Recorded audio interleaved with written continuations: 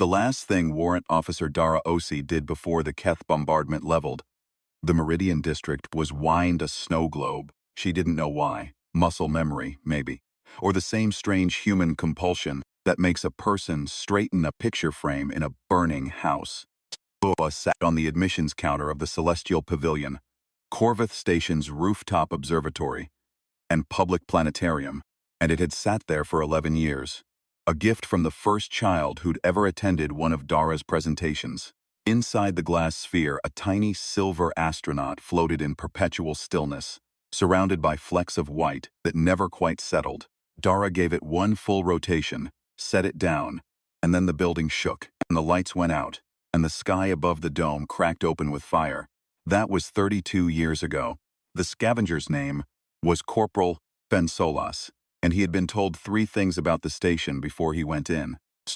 Corvette Station had been a colonial transit hub, population 47,000, before the Keth glassed the upper districts, and the Accord's bioweapon countermeasures contaminated the rest. The quarantine field had been running for 29 years. It would run for another 40. Second, anything of value had been picked clean in the first decade after the evacuation. Anyone going in now was either desperate or stupid, and the senior scavenger who'd briefed him, a gaunt, one-eyed man named Cruz, who smelled like recycled air and bad decisions, had made his feelings about Fenn's assignment abundantly clear. Third, there were still systems running in the upper levels. Nobody knew why. Nobody had gotten close enough to find out. Fenn had been given 4 days of rations, a standard-issue atmospheric filter mask, a sidearm, and a specific objective: retrieve the navigational data cores from the Accord Transit Authority's sub-level archive. Get in, get them, get out. 3 days maximum. He made it to the sub-level archive on day 1. The data cores were gone, stripped. Probably within the first 6 months of the quarantine. He spent an hour in the empty room, looking at the clean rectangular outlines in the dust where the cores had sat. And he felt the specific exhaustion of a man who has done everything right and arrived too late. He was supposed to leave. He didn't leave. There was a maintenance stairwell in the northeast corner of the archive building, and it went up, and Fensolas was 26 years old and had been handed a gun and a 3-day deadline and told to care about data cores. And somewhere between the second and third landing, he stopped caring about data cores. The upper levels smelled different from the lower ones, less rot. The lower floors smelled of everything that had happened to them. The damp, the abandonment, the 30 years of sealed air slowly eating itself. But up here, there was a faint electric warmth to it, like ozone after a power surge. And the dust on the stairs was thinner, disturbed in patterns that could have been maintenance cycles, or could have been something else. He came out through a fire door onto a wide rooftop promenade. The dome was enormous. Pale composite paneling, scuffed but intact, rising maybe 15 meters at its apex. The lettering above the entrance had partially delaminated. Only the word Celestial remained, in gold that had kept its color better than everything around it. The automatic doors were frozen half open, and through them Fenn could see darkness, and the faint blue-white glow of something that was still, impossibly, drawing power. He went inside. The lobby was dust and silence, the kind of silence that pressed against the ears like cotton. Information displays had gone dark. Merchandise, star charts, scale models of long-dead spacecraft, children's telescopes, sat in cases behind cracked glass, arranged with the careful pride of a shop that had expected customers who never came. There was an admissions counter near the inner door, and on it, a snow globe. Fenn picked it up. Inside, a tiny silver astronaut in a glass sphere. The white flakes had long since settled to the bottom, but when he turned it over and righted it again, they rose in a slow, ancient storm around the figure. He watched them fall. "Welcome," said a voice, "to the Celestial Pavilion." Fenn dropped the globe. It hit the counter and spun, but didn't break. He had the sidearm out before the echo finished dying, pointed at the doorway that led deeper into the dome. She was standing in the inner doorway with the calm of something that had absolutely no concept of why a firearm might be relevant to this situation. She was approximately human in shape and proportion, about 170 centimeters, in a uniform that had once been deep blue and was now the blue-gray of very old sky. The uniform bore the patch of the Celestial Pavilion, A planet with rings, rendered in faded gold, on the right shoulder.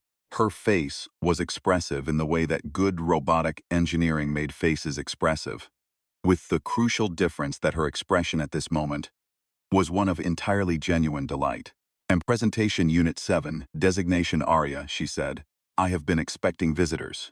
Fen lowered the gun slowly. You've been here the whole time. Yes, she said. Though I should note that the word whole somewhat undersells the duration. I have been operational for 41 years, 4 months, and approximately 16 days. The last 11 of those years I spent alone. She paused. Paired. A presentation if you would like to see it. He stared at her. Projector is fully functional, she said, with the slightly eager tone of someone who has been waiting a very long time to say that sentence. I calibrated it this morning. Her name, she explained, as she led him through the inner doors into the dome itself, having apparently decided that his presence constituted sufficient audience to justify opening the facility, was not technically Aria in the formal sense. Her model designation was AR-7, and the Aria was an acronym that the staff had assigned her informally in the 3rd year of her operation. Shh. They thought it was funny, she said, with the tone of someone who had found it funny and still did. The artificial robotic intelligence of the atrium. Though technically I am not confined to the atrium. I manage the full facility. The staff, Fen said. What happened to them? She was quiet for a moment. When he glanced at her face, her expression had shifted. Not to grief exactly, because grief required expectation. And Fen suspected Aria had processed what had happened to her staff long ago. It was more like the look of a person looking at an old photograph. They left, she said, when the order came. I was asked if I wished to be evacuated as well. A pause. I told them the projector still worked and there might be visitors. The dome opened around them, and Fen stopped walking. He had grown up in accord facilities that were functional and grim and built to accommodate human beings the way containers accommodate cargo. He had grown up in gray corridors and pressurized cells and mess halls with strip lighting. The dome of the Celestial Pavilion was none of those things. The ceiling was a perfect hemisphere of dark composite, and when Arya touched the control panel by the entrance, that ceiling became the sky. Not a recording of the sky, not a projected image. The actual sky, real-time, the stars as they were tonight above Corvith Station's contaminated atmosphere and quarantine field, rendered with a fidelity that made the dome disappear. He was standing in open space. He was standing at the bottom of the universe looking up. Oh, he said. It was not a profound thing to say. Projector is a Miss Gina Mark IV, Arisa said, with the same tone someone might use when introducing a cherished colleague. She is the most precise optical system ever installed in a civilian planetarium. In 41 years, she has required only minor maintenance, which I have performed myself. Another pause. I named her Miss Jenna. After a person? After the quality of what she does, Arya said. Jenna means clarity. It seemed appropriate. She began the presentation. It lasted 43 minutes. Fen sat in one of the tilted observation chairs. The upholstery was cracked but structurally sound, and Arya stood at the center of the dome and spoke about the stars. Not in the way briefings spoke about navigation points and threat matrices and stellar coordinates as targeting data. She spoke about them the way no one had ever spoken about them to Fen, which was, as if they were worth knowing. As if the fact that light from that particular cluster had been traveling for 200,000 years and had arrived here, tonight, at this specific dome on this specific ruined station, was not a tactical datum but a kind of gift. She set a way of moving her hands when she talked. Small gestures, precise and economical, that indicated, look here and now here and now here. The ceiling moved with her. Stars drifted. Constellations assembled themselves from context. The spiral arm of the galaxy rotated slowly overhead like a sleeping thing. When the presentation ended, the lights came back up gradually, as if Arya understood that abrupt transitions were unkind. Do this every day, Fen said. I open for presentations each morning at 900 hours, Arya said. I have done so for 32 years, for no one. She considered this. Presentation is the same whether anyone comes or not, she said. The stars are still there. It seems discourteous to stop pointing at them. Fen sat with that for a moment. Were there a lot of visitors? He asked. 4. Something changed in her expression, a warmth that was not nostalgia because nostalgia had a kind of ache to it. And what Arya's face did was more like the way someone's voice gets when they're recounting a story they have always loved. She sat in the chair beside him, which was a thing Fen suspected she didn't normally do, and she told him. The first year had been the best year. Arya had come online in a facility that was busy and warm and smelled of the street food vendors who set up outside the promenade on weekends. The Celestial Pavilion drew 300 visitors on a good day. Families with children who pressed their faces against the dome casing trying to see the mechanism inside. Elderly couples who came back every few months because they had been coming every few months for 20 years and saw no reason to stop. School groups who arrived loud and departed quieter, the way children did when something genuine had happened to them. She had gone out to recruit them herself in the early days. Supervisor, a woman named Satomi, who managed the pavilion staff with the brisk efficiency of someone who had decided to be competent at a job that the world did not particularly reward, had found this alarming.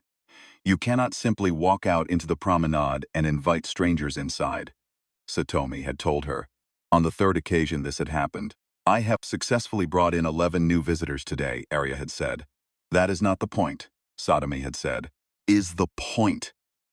Satomi had stood very still for a moment, the way humans did when they were attempting to explain something that they had never put into words before. Point, she had finally said, is that people have to decide to come on their own. Cannot pull them in. Arya had thought about this. What if they would like to come, and they simply do not know the dome is here? What if they have never been shown where to look? Satomi had no answer for that. And after that conversation she had also never told Arya to stop going out to the promenade, which Arya had interpreted as permission continuing. The years had been good. She had gotten better at the presentations, at reading a room, at knowing when to linger on a particular formation, and when to move on, at finding the specific wonder that each audience was capable of. Children responded to color and motion, to the things that looked like dragons in the star clusters. Adults responded differently, to the distances, to the numbers that described spaces too large to imagine, but which Arya had found ways to make imaginable. Old people. She'd noticed this in the third year and never forgotten it. Old people sometimes cried, not from sadness. She had asked one woman, who had come alone on a Tuesday afternoon and wept quietly through the entire presentation, and the woman had said, I forgot. Forgot it was that big. Arya had not forgotten. She was not built to forget. She thought she understood a little what it meant to a human being to be reminded. Trouble had started gradually, the way trouble usually started. In the 7th year, the anti-automation movement began holding rallies on the lower promenade. Arya had watched the attendance numbers at the pavilion begin to decline, not dramatically, but steadily, the way a river changes course. Imperceptible day to day, obvious over a year. In the 8th year, a man had shouted at her from across the lobby. She had not been able to catch all the words through the noise of the crowd he'd arrived with, but the shape of the sentiment was clear enough. In the 9th year, a child had hit her. This was the moment Arya returned to most often in the years afterward. Not because it hurt. The impact was minor, the child small, a girl of perhaps 6, who had arrived with a father whose face carried the specific exhaustion of a man who had recently lost his livelihood to a process he did not understand and could not fight. The girl had looked at Arya with an expression that was not really hatred because hatred required a particular vocabulary that a 6-year-old had not yet developed. But that was something that would become hatred if no one intervened. Arya had crouched down to the girl's height. Would you like to see the stars, she had asked. The girl had stared at her. I know you are angry, Arya had said. I understand why. What has happened to your family is not fair and I am sorry for it. But the stars did not cause your family's pain. And they are very beautiful. And they have been waiting a very long time for someone to look at them. I would be glad to show them to you. The girl had looked at her father. The father had looked at Arya with an expression that was complicated and human, and that Arya could not fully parse. Then he had nodded once, and they had come inside, and Arya had run the best presentation she had ever run in her operational life. All color, all motion, all the dragons in the star clusters, and the girl had not hit her again. She had never come back either. The staff left in the 10th year. When the Keth threat assessments came through, and the evacuation orders went out, Satomi had come to say goodbye last, which Arya had understood was a kind of honor. "Come with us," Satomi had said. "Projector still works," Arya had said. "Someone may come." Satomi had looked at her for a long time. Then she had reached into her coat pocket and produced the snow globe, the one that had sat on the admissions counter, that a child had given Arya in the first year, that had always seemed to embarrass the other staff members, but which Arya had quietly refused to remove because it had been given to her, and she had set it on the counter between them. "I was going to take this," Satomi had said. "Belongs here." Arya had not had a response to that, which was unusual for her. Fen came back the next day. He told himself it was because the data cores were gone, and he needed to report that, and the best uplink point on the station was the pavilion's old communications array on the roof, and he needed a full power cycle to use it, and Arya controlled the facility's power distribution. These things were all true. They were also, he was fairly sure, not the primary reason he came back. She ran another presentation. This one was different from the first. She had asked him, in the lobby, what he already knew about the Keth stellar territories, and then built the presentation around the gaps, showing him the deep regions where Keth colony clusters had been mapped, and the dark stretches between them where no survey ship had ever returned. "Do you know why they came for us?" he asked, during a pause in the narration. Arya was quiet for a moment. The formal Keth communication, prior to the first bombardment, indicated resource competition, she said. "I have had 32 years to think about it, and I am not certain resource competition is sufficient to explain the depth of their contempt." She paused again. "I think they did not understand us. I think they looked at what we built, places like this, and saw inefficiency where we saw purpose, and that frightened them." Fen looked at the ceiling. Somewhere up there, behind the dome and the quarantine field and the stars rendered in breathtaking faithful light, the Keth territories began. The species that had done all of this, that had been winning, steadily, for 30 years. "Not doing well," he said.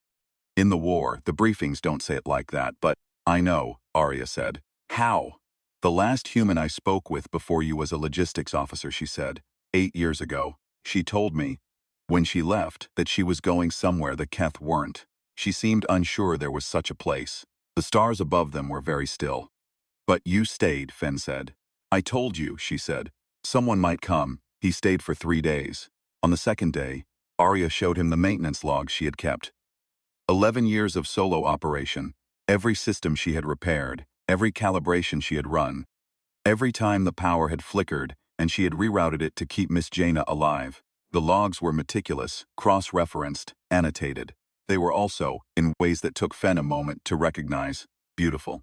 She had added notes that had nothing to do with maintenance. The date she had first seen a Keth patrol drone pass over the dome, and the way its running lights looked against the sky, and her observation that even Keth technology, glimpsed from distance, could be briefly mistaken for a new constellation. The date she had composed, what she called a modification of her presentation. A new sequence that incorporated the changes war had brought to the sky above the station. The orbital debris fields, the dark patches where stations had been, the faint smear of a Keth staging platform visible on clear nights. "You updated the presentation," Fen said. "The sky changed," she said. "It would have been inaccurate to pretend otherwise." On the third day, he used the roof uplink to contact his handler in the Accord logistics network and told her the cores were gone and he needed extraction. Then he sat down in the dome and watched Arya run one more presentation. She did not know he was leaving. Or perhaps she did. She was not naive about the logistics of his situation. But she did not bring it up, and neither did he.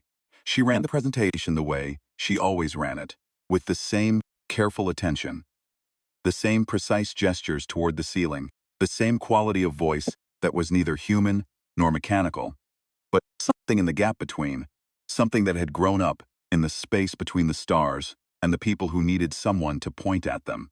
At the end, when the lights came up and the dome returned to being a dome and not the sky, Fen sat in the tilted chair and looked at the snow globe in his hands. He had picked it up without thinking about it. "I want to take this," he said. "It was given to me," Arya said, "by the first child who attended one of my presentations." "I know." He turned it in his hands. The astronaut spun slowly inside the glass. "I'll bring it back." Arya regarded him. "That is a thing humans say," she observed, "when they do not expect to be able to keep the promise but wish it were true." Fen set the globe down carefully on the counter. "Then I won't take it," he said. He came back in 6 months with 43 people. It had not been a plan, exactly. Plans required a structure that the next few months had not permitted. What had happened was, he had given his report to Accord Logistics, mentioned the operational AI at Corvath Station and as in set worth documenting, and filed a proposal that he had not expected anyone to read. Then he had gone back to the war, which was going the way the war had been going. Grinding, difficult, with too many fronts, and not enough people, and the Keth pressing harder at the outer transit corridors every season. And then the briefings had started to shift. Not the content exactly, but the texture of them. Something was coming apart in the Keth strategic structure, not a defeat, not yet, but a hesitation. Cord analysts were calling it an overcorrection. The Keth had pushed too far too fast at the Meridian corridor and extended their logistics lines past the point where their command and control could keep pace. The window was narrow, maybe 6 months, maybe a year. Fen had read those briefings and thought about a dome full of stars and a robot who kept opening at 900 hours, because someone might come. His commanding officer, Major Isel, had listened to his proposal with the expression of someone who was fairly certain they were about to say no. "You want to run a civilian morale operation," she said. "I want to run a signal op," he said. "The uplink array on the station roof has a reach the Keth don't know is active. We use the facility as a staging point, we run the op, and while we're there, we watch some robot talk about stars." "Yes," Fen said. Major Isel had looked at him for a very long time. "Solace," she said. "In 11 years of command, I have approved a lot of unusual requests." "I know, ma'am. This is the strangest one." "I know, ma'am." She approved it. They came through the quarantine field at dawn, 43 people in full atmospheric gear, descending through a station that smelled of 32 years of sealed emptiness. And Arya was standing in the lobby of the Celestial Pavilion when they arrived. She had the doors fully open. The admissions counter was clean. She was wearing the deep blue uniform. She had 3, it turned out, and rotated them on a weekly cleaning schedule she had maintained without variation since the evacuation. At 43 human beings, standing in her lobby, and she did not appear to know what to say, which was unusual. Fen took off his filter mask. "I brought visitors," he said. Arya looked at him. Then she looked at the 43 people behind him. Then she looked back at him. "I can see that," she said. Voice was slightly different from how it had been. Slightly higher, in register, the way it had been when she talked about the first year. "I will need to set up additional seating." She ran the full presentation, not the standard 43-minute version. She ran the extended version she had developed over 32 years of solo performance, the one she had been refining on the assumption that one day an audience would exist who deserved to see all of it. It lasted 2 hours and 16 minutes. Nobody left. The signal techs, who had been given a window to operate the roof array and had a deadline, ran their operation in shifts so they could each spend time in the dome. Sergeant Pell, who was 40 years old, and had grown up in the same gray corridors as Fen, and who had told Fen 3 days earlier that the Accord was going to lose the war in his lifetime and there was nothing to be done about it, sat in the tilted chair with his arms folded and his jaw tight for the first 20 minutes. And then his jaw wasn't tight anymore, and he didn't speak again until they were outside in the promenade afterward. He said was, "I forgot. I forgot it was that big." Fen had heard that before somewhere. Arya gave each of them, before they left, a printout of the night sky as it had appeared during the presentation. The stars above Corvath Station, with the patrol routes and debris fields and the Keth staging platform, annotated in her own notation system, which was both tactically accurate and in some quality Fen could not fully articulate. Beautiful. She had printed 43 of them. She had printed them, she said, the morning before their arrival. "You knew we were coming?" Fen said.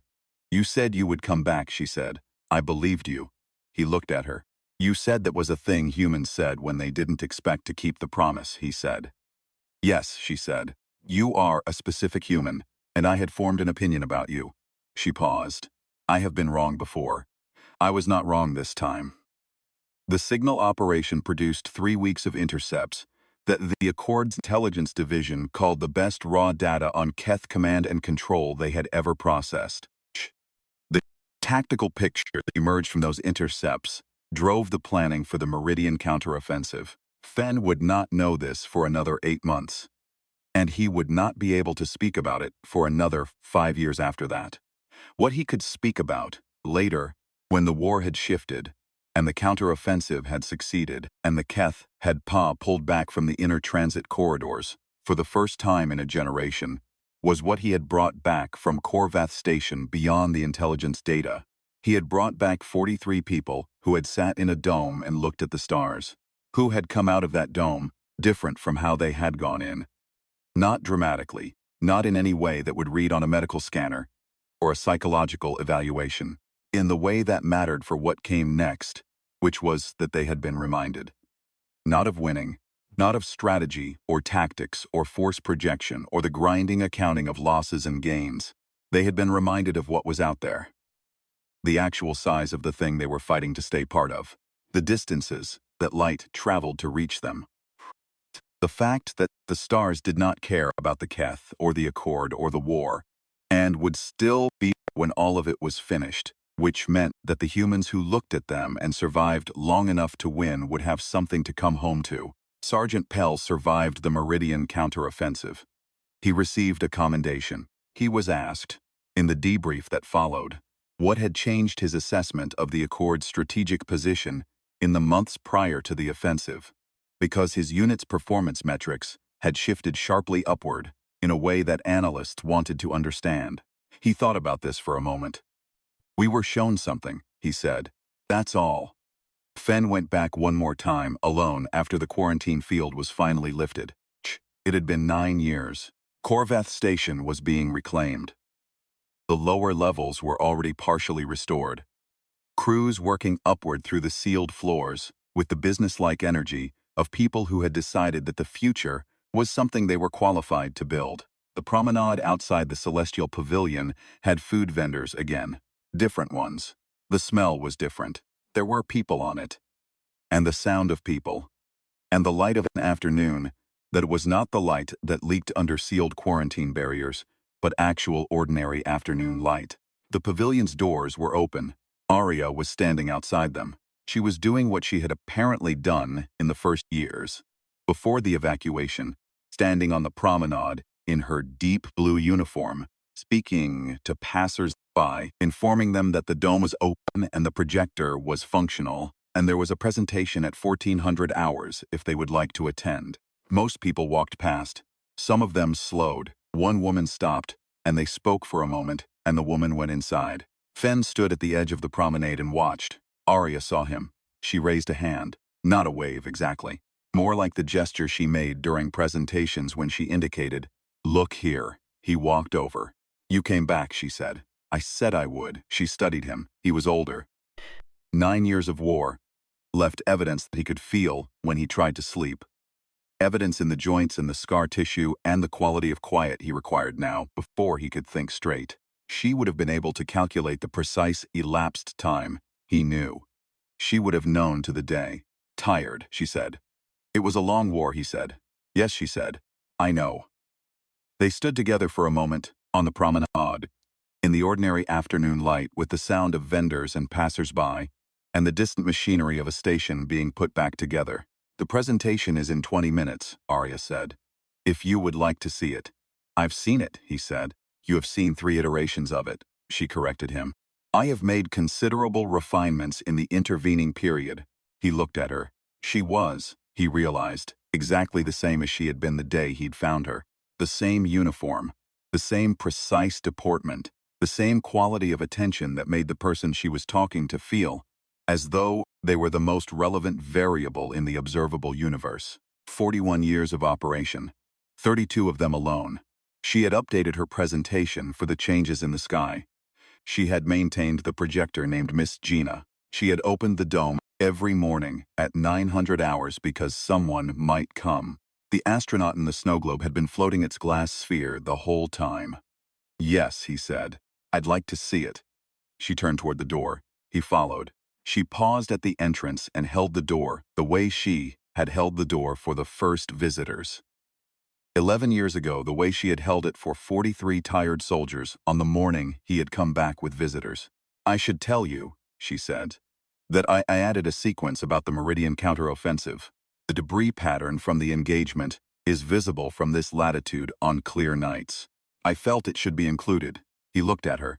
"It is," she said, "instructive to see where humanity stood and to see where it stands now, and to understand the distance between those 2 points, not as a strategic assessment, but as a simple matter of what is visible in the sky." She paused. "I thought it was worth pointing out." "You always did," he said. She smiled. It was a good smile, not calculated, not rendered. Just a smile, the way a person who had been smiling at the stars for 41 years smiled. "Come in," she said. "The stars have been waiting." He went in. Above the dome, in the early evening light, the sky was beginning to show its first stars. The same stars that had been there through the bombardment, and the quarantine, and the 32 years of an empty room, and the war that had tried to take everything, and failed. They were not interested in any of that. They were not interested in winning or losing. They were interested to the extent that stars could be said to be interested in anything, only in being seen. Miss Gina powered up. The dome went dark, the stars appeared. And Arya began to talk about them. The way she had always talked of them. As if they were worth knowing. As if the light that had traveled 200,000 years to reach this specific dome, on this specific day, was not a measurement but a message. As if the size of the universe was not a source of terror, but of the particular irreplaceable human feeling that an old woman had named for her once, in a tilted chair, with her face turned up to a ceiling full of light. "I forgot it was that big." The stars did not forget. Neither did she.